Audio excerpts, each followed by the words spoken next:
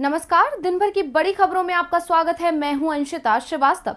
इस बुलेटिन में आज बात होगी विधानसभा चुनावों पर लटकती कोरोना की तलवार की, कोरोना महामारी को लेकर राज्यों की तैयारी की।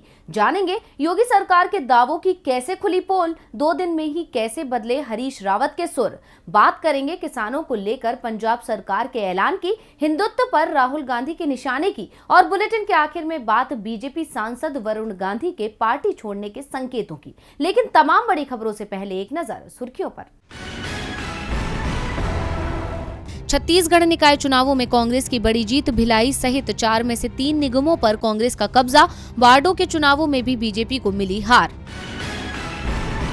कोरोना टीके के बूस्टर डोज की तैयारियां शुरू, केंद्र सरकार ने शुरू की स्टडी। 3000 लोगों पर होगा बूस्टर डोज का ट्रायल, नतीजों के आधार पर होगा फैसला। हरभजन सिंह ने क्रिकेट के सभी फॉर्मेट से लिया संन्यास, वीडियो जारी कर कहा, आपका टर्मिनेटर नई पारी के लिए तैयार। राजनीति में एंट्री के संकेत, पंजाब विधानसभा चुनाव लड़ सकते हैं हरभजन। शेयर बाजार में थमा तेजी का दौर, 191 अंकों की गिरावट के साथ 57,124 अंक पर बंद हुआ सेंसेक्स। निफ्टी 69 अंकों की गिरावट के साथ 17,004 अंक पर हुआ बंद। तो सुर्खियों के बाद बात आज की सबसे बड़ी खबर की। गुरुवार को इलाहाबाद हाई कोर्ट ने कोरोना महामारी की तीसरी लहर की आशंका पर चिंता जताई। इसके साथ ये सवाल भी उठा दिया कि जब मुसीबत सामने है तो क्या यूपी विधानसभा चुनाव टाले नहीं जा सकते। कोर्ट के सवालों से अब पूरे प्रदेश की राजनीति में हलचल मच गई है, क्योंकि चुनाव यूपी ही नहीं बल्कि 5 राज्यों में होने हैं और अब इसे लेकर केंद्र से चुनाव आयोग की ओर से बड़े संकेत भी मिलने लगे हैं। तो क्या टल रहे हैं विधानसभा चुनाव, देखिए रिपोर्ट। देश में अगले साल 5 राज्यों में विधानसभा के चुनाव होने वाले हैं, जिसके लिए राजनीतिक घमासान तेज हो गया है। उत्तर प्रदेश से लेकर उत्तराखंड, पंजाब से लेकर गोवा और मणिपुर तक नेताओं ने जीत की इबारत लिखने के लिए अपनी जी जान लगा दी है। रैलियों का रैला भी लगने लगा है, जिसमें जमकर भीड़ उमड़ रही है। जहां एक तरफ ये भीड़ नेताओं की ताकत बढ़ा रही है, तो वहीं दूसरी तरफ कोरोना वायरस को भी दावत दे रही है, जो दुनिया में पिछले 3 सालों से है। और अब माना जा रहा है कि आने वाले दिनों में रैलियों में बढ़ती भीड़ की वजह से तीसरी लहर भी दस्तक दे सकती है। इसे देखते हुए चुनाव आयोग भी सख्त हो गया है। खबर आई है कि 3 दिन बाद यानी 27 दिसंबर को चुनाव आयोग स्वास्थ्य सचिव के साथ कोरोना के हालात में चुनाव को लेकर बैठक करने वाला है। इस मीटिंग को लेकर सवाल उठाए जा रहे हैं कि क्या कोरोना के खतरे को देखते हुए टल जाएंगे चुनाव, क्या चुनाव आयोग बढ़ाएगा सख्ती। इन सवालों के बीच इलाहाबाद हाई कोर्ट ने भी चुनावी रैलियों पर रोक लगाने की अपील की है। दरअसल देश में कोरोना के खतरनाक वेरिएंट ओमिक्रॉन के मामले लगातार बढ़ते जा रहे हैं। देश में कोरोना की तीसरी लहर का सामना न करना पड़े, इसीलिए इलाहाबाद हाई कोर्ट ने प्रधानमंत्री नरेंद्र मोदी और चुनाव आयोग से अपील की है कि रैलियों पर रोक लगाई जाए और चुनाव टालने पर भी विचार किया जाए। चुनाव वाले 5 राज्यों में सबसे बड़ी चिंता उत्तर प्रदेश को लेकर है, जहां रैलियों में भीड़ का रैला नजर आ रहा है। इसे लेकर हाई कोर्ट ने कहा कि राजनीतिक पार्टियों की भीड़ वाली रैलियों पर रोक लगाई जाए। टीवी और अखबारों की मदद से चुनाव प्रचार को कहा जाए। प्रधानमंत्री चुनाव टालने पर भी विचार करें। जान है तो जहान है, जीवन रहेगा तो चुनावी रैलियां और सभाएं होती रहेंगी। हाईकोर्ट की इस अपील के बीच अब देखना होगा कि बैठक में चुनाव आयोग क्या फैसला लेता है। चुनाव आयोग 1 सप्ताह के बाद इस मामले में फैसला ले सकता है। चुनाव समय पर कराने हैं या टालने हैं।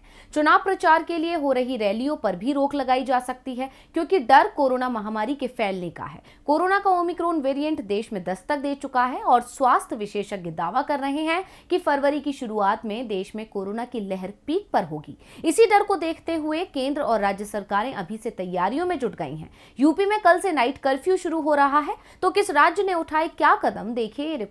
देश में ओमिक्रॉन का नया वेरिएंट दस्तक दे चुका है और कई राज्यों में ओमिक्रॉन के मरीज मिल चुके हैं। ऐसे में सरकार की चिंता बढ़ गई है। राज्य सरकारें वायरस को रोकने के लिए अभी से पाबंदियां लगा रही हैं। उत्तर प्रदेश के सीएम योगी आदित्यनाथ ने राज्य में नाइट कर्फ्यू लगाने का ऐलान किया है। रात 11 बजे से सुबह 5 बजे तक नाइट कर्फ्यू जारी रहेगा। कल यानी क्रिसमस की रात से ये शुरू हो जाएगा। एमपी के बाद यूपी दूसरा राज्य है जहाँ दोबारा नाइट कर्फ्यू लगाया गया है। हालांकि पिछली बार की तरह मेडिकल और इमरजेंसी सर्विस सर्विसेज को इन बंदिशों से बाहर रखा गया है। गाइडलाइन के मुताबिक शादी समारोह में 200 से ज्यादा लोगों को एंट्री नहीं दी जाएगी। कार्यक्रम की सूचना स्थानीय प्रशासन को देना जरूरी होगा। मास्क के बिना सामान नहीं मिलेगा। इसके लिए बाजारों में व्यापारियों को जागरूक किया जाएगा कि बिना मास्क लगाए व्यक्ति को सामान ना दे। बाहर से आने पर जांच जरूरी है। देश के किसी भी राज्य से अथवा विदेश से उत्तर प्रदेश की सीमा में आने वाले हर एक व्यक्ति की ट्रेसिंग टेस्टिंग की जाए। बस स्टैंड, रेलवे स्टेशन और एयरपोर्ट पर अतिरिक्त सतर्कता बरती जाए। इसके अलावा दिल्ली सरकार ने भी गाइडलाइन जारी कर दी है। इसके अलावा पुडुचेरी में 2 जनवरी तक लॉकडाउन जैसी पाबंदियां लगा दी गई हैं। यहाँ रात 11 बजे से सुबह 5 बजे तक नाइट कर्फ्यू लगा हुआ है। हालांकि क्रिसमस और न्यू ईयर के दिन नाइट कर्फ्यू में राहत दी गई है। कहीं नाइट कर्फ्यू तो कहीं सख्त पाबंदियां। ये सभी कोशिशें इशारा कर रही हैं कि सरकार कोरोना की दूसरी लहर वाली स्थिति नहीं देखना चाहती, खासतौर पर यूपी में, जहां लोग अपने परिजनों को धार्मिक रीति से अंतिम विदाई तक नहीं दे पाए।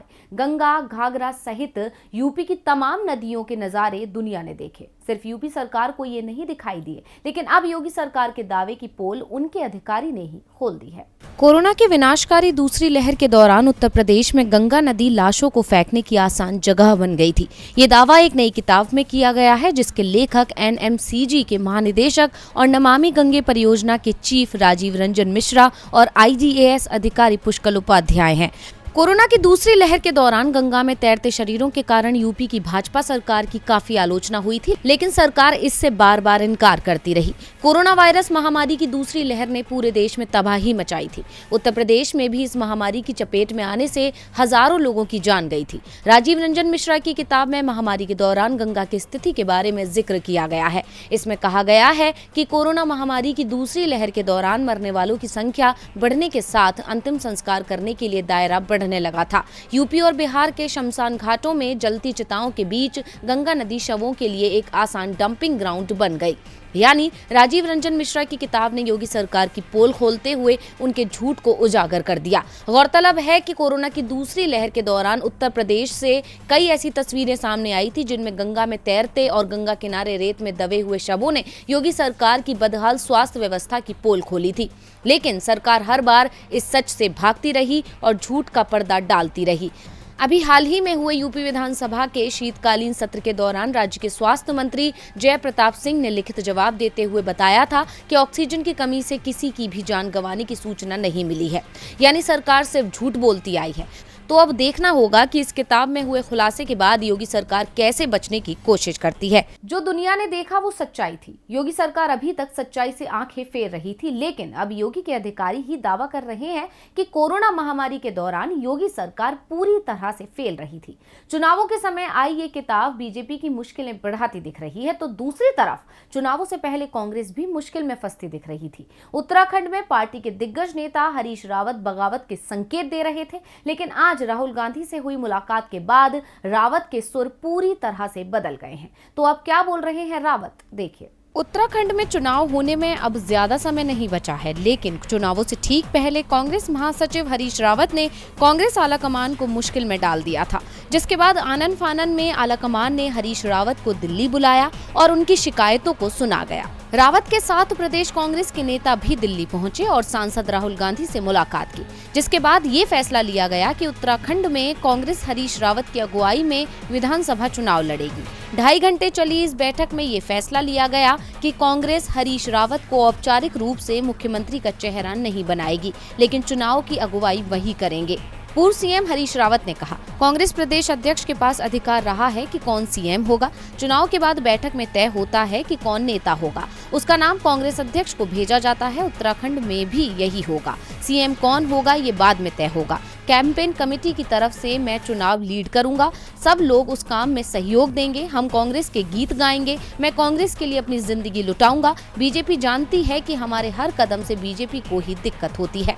यानी अब हरीश रावत के बयानों से साफ है कि आलाकमान ने उत्तराखंड कांग्रेस में मचे घमासान को थाम लिया है। बता दें कि बुधवार को अपने ट्वीट में रावत ने राज्य इकाई में गुटबाजी पर चिंता व्यक्त करते हुए कहा था कि राज्य में ज्यादातर जगहों पर पार्टी की ओर से सहयोग नहीं मिल पा रहा है, लेकिन अब कहा जा सकता है कि रावत की नाराजगी खत्म हो गई है और आलाकमान की तरफ से उन्हें अच्छे संकेत मिल गए हैं। उत्तराखंड में कांग्रेस सत्ता में वापसी कर सकती है, लेकिन जरूरी है कि पार्टी चुनावों में एकजुट रहे और ये काम हरीश रावत को ही करना होगा। कांग्रेस के लिए उत्तराखंड में बीजेपी से सत्ता वापसी लेना आसान नहीं है, तो पंजाब में सत्ता बचाना भी उसके लिए बड़ी चुनौती है। पंजाब की कांग्रेस सरकार जनता को लुभाने के लिए लगातार फैसले करती दिख रही है और शुक्रवार को सीएम चन्नी ने किसानों के हक में बड़ा फैसला किया है। पंजाब की चन्नी सरकार ने नए साल से पहले किसानों को बड़ी सौगात दी है। दरअसल चन्नी सरकार ने किसानों के 2 लाख तक का कर्जा माफ करने का फैसला लिया है। सरकार के इस निर्णय से लगभग 2 लाख परिवारों को राहत मिली है। मुख्यमंत्री ने किसानों की 2 लाख तक की कर्ज माफी को मंजूरी देने के लिए 1200 करोड़ रुपए की राशि जारी करने का ऐलान किया है। आपको बता दें कि राज्य सरकार पहले ही 5,63,000 किसानों के 4,610 करोड़ रुपए का कर्ज माफ कर चुकी है। इसके अलावा संयुक्त किसान मोर्चे की एक और बड़ी मांग को स्वीकार करते हुए चन्नी ने किसानों के खिलाफ दर्ज सभी एफआईआर रद्द करने की घोषणा भी की है। चन्नी ने पुलिस महानिदेशक को राज्य में कृषि कानूनों को लेकर हुए आंदोलन और धान की पराली जलाने के मामलों में शामिल विभिन्न किसानों के खिलाफ दर्ज सभी एफआईआर रद्द करने के लिए आवश्यक औपचारिकताएं तुरंत पूरा करने का निर्देश दिया है। इसके अलावा बीते दिन लुधियाना हाईकोर्ट में हुए ब्लास्ट को लेकर सीएम चन्नी ने कहा कि इसके पीछे राजनीतिक साजिश होने की आशंका है, क्योंकि जब मोहाली कोर्ट में विक्रम मजीठिया केस की सुनवाई हो रही थी तभी लुधियाना कोर्ट में ब्लास्ट हुआ। उन्होंने कहा कि इस लिंक की जांच भी की जा रही है।